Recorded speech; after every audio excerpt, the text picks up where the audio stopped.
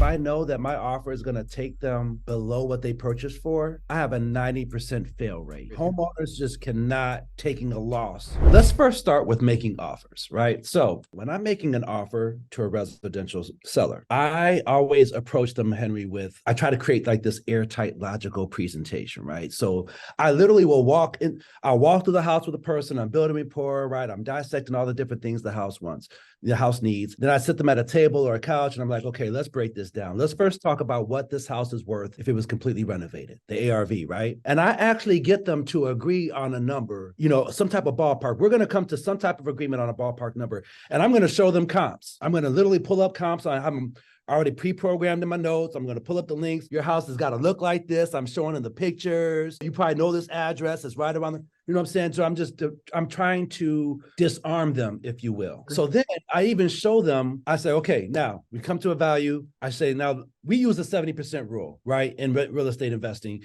It's a real thing. I'm not just making this up. I literally go on Google. I have a pre-recorded link to Google, and it shows them the 70% rule. You take the ARV times 75% minus rehab, and that gives you your purchase price. Then I even talk to them about what the renovation costs are. Right. I even breaking down look, I got to do this, and this. I'm not going to give them all the details, but I clearly see, let's say $90,000 worth of renovation. And if they hem and haw about it, we're going to stop right there. We're going to talk about it. If I have to go to Home Depot and show them what the average cost for lumber and drywall and cabinets, you know what I'm saying? I will literally show them. So we come to an agreement. So by the time I plug in all my variables, they still get pissed off at me at the offer price. But I'm not some fucking scoundrel that they're ready to pull out their gun and kick me out their house. I understand. They're just emotionally deflated. Trust me, I'd say probably 10% of the time I'm doing what we call the one call close, where I'm signing up the person right then and there. The other 90% of my business is done through follow-up. But the variable is that when I started going through those different things with the seller, the pickup rate on the follow-up call tripled. Got it. Versus not educating them, leaving the house, and then I'm some asshole that tried to steal their house from them, and they never talk to me again. Sure. Now, I still get that energy, but it's on a much smaller scale. I understand. So I bring that all up, burnt the clock for 3 minutes to say, I don't think that's going to work in commercial. I would tend to agree with you. What do you do? I try to do a much smaller scale version of that. We make offers with all the same logic. However, we do blocking and tackling on the back end versus blocking and tackling on the front with the residential owners. The reason why blocking and tackling up front with residential owners is lucrative is typically twofold. Number one, they probably have a little bit more motivation, right, to actually sell it by the time by the time you're getting there. I don't feel like we're talking to that level of motivated individuals, because in the commercial world, these people have millions of dollars typically. They're not exactly hurting financially, right? This is not going to be their last or largest transaction in their life type shit. Exactly. Gotcha. Most of the time, right? Right. On occasion, you might have them, maybe it is. But very rarely, where it's not typically a massive motivation to sell financially. There is a sell of this is a pain in my ass, right? I want to sell it because I don't want to manage this anymore on that end, right? The management is intensive. I don't like the phone calls I get. I got a large vacancy. So maybe I am coming out of pocket too much for me to want to. I can afford it. I don't want to. So we don't have to do so much blocking and tackling on the front as we do on the back end, which is we make those offers and they go well, I can never make sense of selling my property for that little, or whatever they respond with. And it's overcoming the objections on the back of I'm not telling you to accept it. Oh, this is merely our first offer. At what price would you at least consider it? And they go oh, well, I need to be at X price. Or they'll be you're not really not anything. I'm here's a proof of funds for $8.5 million. This is a $3 million property. You're blocking and tackling on the back and be listen, I'm not begging you to sell it at a steal. I'm saying based on today's interest rates, if you take out a calculator, I'll do the same thing like you do, right? If you take out a calculator and take $2 million at 8.5% interest, including a mortgage payment and everything else, what do you think you get? Well, I'll tell them oh, well, you get $250,000 in costs on a mortgage. You only told me you're bringing in $220,000 in income based off of everything you just told me. I'm not trying to make a fortune. I'm trying to make a measly return where my investors don't want to shoot me. We're just looking for maybe 4, 5, 6%, maybe a smidge over what I can get in the bank, right? But based on everything you've showed me, that means the price of this property isn't $3.5 million like you require. It's $2 million. And based on a $2 million price, we're going to, my debt cost is $180,000 and brings in $220. I'm going to make $40,000 a year. It's I'm not trying to make millions of dollars here and walking them through on the back end. The way that you're blocking and tackling on the front, which is incredibly professional and gives you the results you have in your life, we do on the back. There isn't that level of setup based on the speed in which we move. I don't play that whole game, right? Like I'm not playing the game on the upfront. I'm not playing the game of touring the properties like they are. I'm making offers 100% of the time on every property. So sometimes I'm making 5 offers a day. I don't have enough time to tour all these properties and continue doing what we're doing. But we prove our legitimacy. Like when we send over a letter of intent, we make it really, like not only do we just send the one pager, which everyone has, but we also send like a little document about us. We're like, hey, we also are commercial brokers doing over $500 million a year in transactional volume. Hey, we're also investors, and we work with investors of all different levels from, $2 million to $200 million family offices. Like we are, the right individual to buy your property and pay you the most money for it. People have asked me for that, man. I don't have anything that speaks to me on commercial. You know what I mean? And I'd say probably 1 out of 10 people I talk to is like, yo, can you send me something over? So I agree, because it's more of a corporate-esque feel. That's what commercial is, right? It's very corporate-esque, where residential is more like chilling with a friend, right? Right.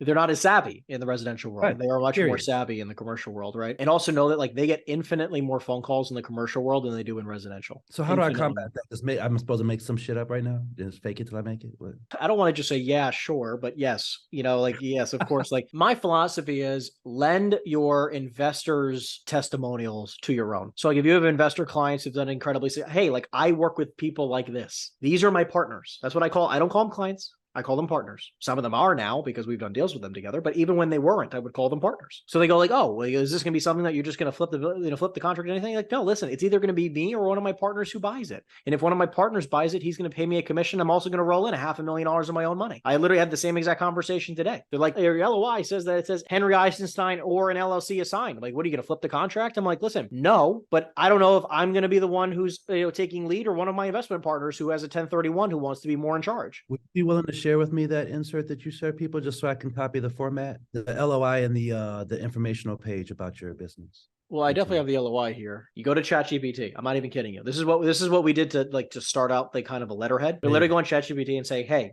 come up with a professionalized email from a commercial real estate brokerage or investment group to a potential client who are looking to buy their property, and give them a brief history of our transactional volume that is blank.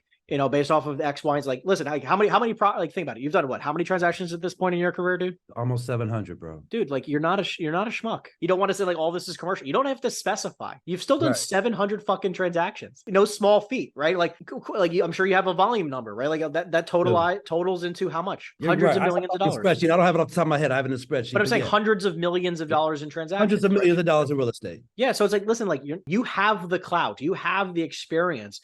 They don't need to know specific addresses and like the fact that every one of those was a single family house. You're a very savvy investor. You're not an idiot. There are people with absolutely zero experience who bullshit a document to these people to say like, oh, I'm an investor. Just because you call yourself an investor and it's in your Instagram handle, it doesn't mean shit. You've done 700 freaking transactions and bought and sold hundreds of millions of dollars worth of property yourself besides broker, outside of the brokering world. So you have more than enough experience.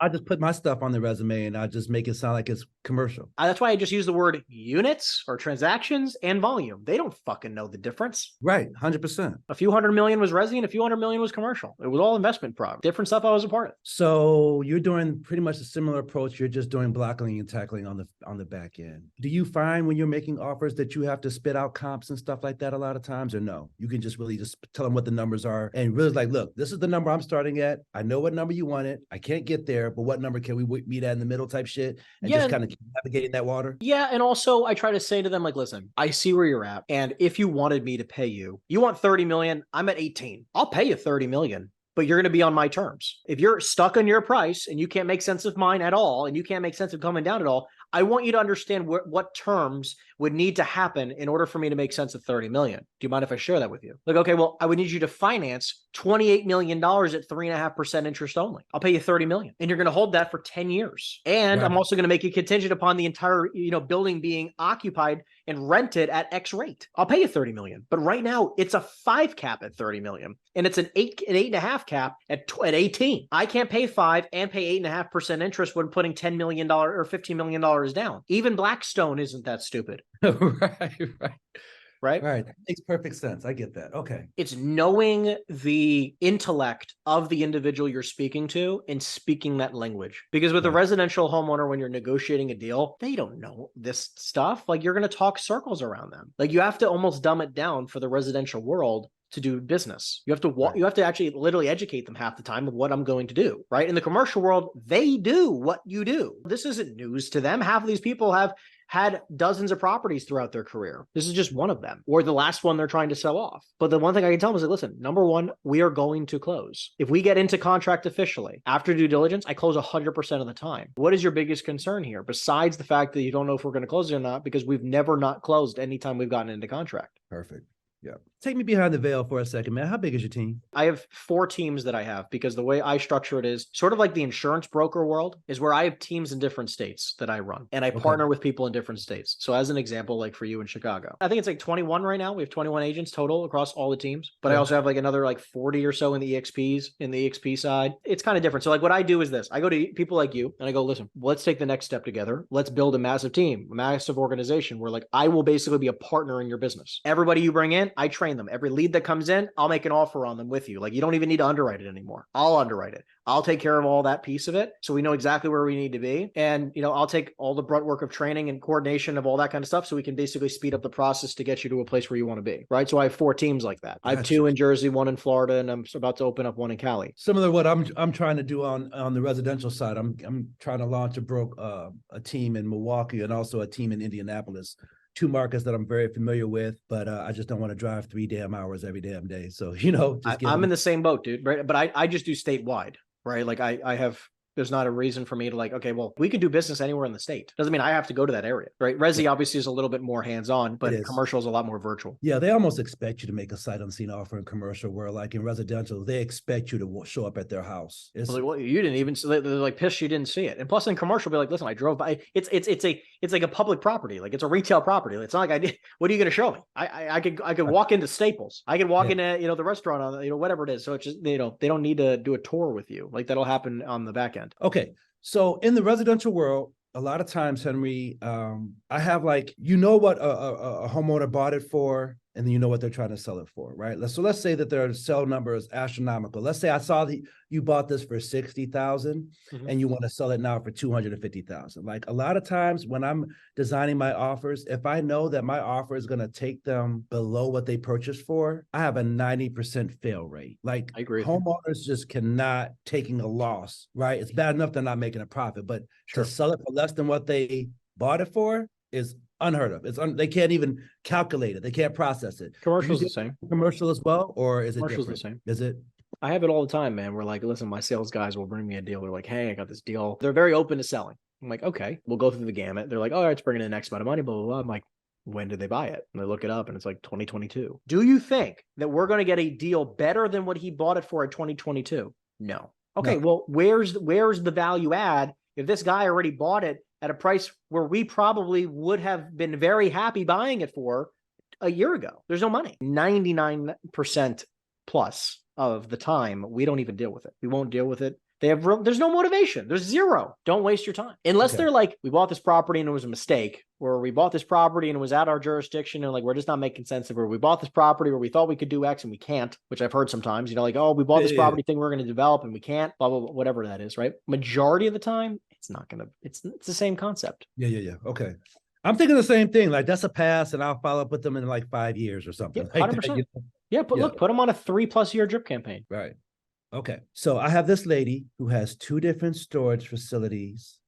Mom and pop? No, she's definitely part of a group of people that they do this. And she's been trying to sell. I don't know what's should I just feed you the numbers or should I send you this email with these 2 inserts in it? I mean, you could even share your screen or whatever you want to do. So she sent me these 2 beautiful inserts. Here's the numbers. She has 135 units.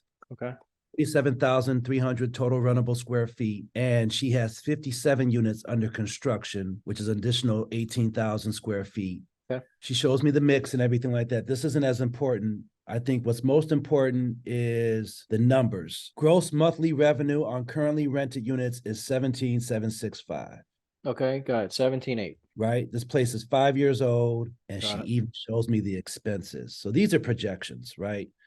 but this is what you want to see. So net operating income. Yeah, which is still a pro forma. 17.8 times 12 is 213,600. That's still a pro forma number. What does she want? A 5 cap, 3 mil? If she wants to sell it for 3.5 million. Can you forward this to me? I'll take a look at it. I'll run some numbers. I'll get you an offer, no problem, where we need to be. What I've seen in the past is that it's twofold. So number one is we want to get it at a great cap rate, which you're looking at, like grade is still probably 10 or so. However, like obviously you can pay a little bit less if there's massive upside. Like if she's at a 50% vacancy and she wants a 5 cap, okay, I can make sense of paying a 5 cap. What she's asking for though at 3.5 million is like a 4 or less, right? 150,000 divided by 3.5 million, a 4.2 cap, which she's trying to say is logical because she has the upside of the next building, right? But like you just can't you can't overpay for it because there's other properties, there's that much more to be built unless like maybe she's halfway through. Like I'll pay a 6 or maybe a 7.5 cap with the upside. You can never overpay without massive upside. Like if the long-term value of this deal is $5 million, right? Or let's say 7 million, but for 18,000 square feet, it's going to cost me something in the vicinity of $120 a foot, which is another $2.1 million. So 2.1 plus the 3.5 that she's at, I'm at 5.6. You're at 5.6 million all in. If that's, that of cost just to be into the game. And if it's going to be worth 7 million, it's close, but it's not enough upside, right? Of what it's going to be. Like it depends on what that, the price per square foot that it's being rented out at, which I think you just sent it to me. So I can I'll run some through some scenarios here through underwriting it, and I can try to get an exact idea here. I would love to be able to look over your shoulder when you're doing that, because that's where the meat, where the meat all this is. Of course. I will I'll try to get some details and then I can do it with you. So I can try to see where he's at and we can come up with a valuation. I really appreciate your time, man. Yeah. So if you could take a look at those two things, let me know what you come up with. Then sure. Yeah, you got it, man. No problem. I'll take care of that. Have a great day, man. Appreciate it. Yeah, you too. I'll talk to you soon, man. Bye. Thanks.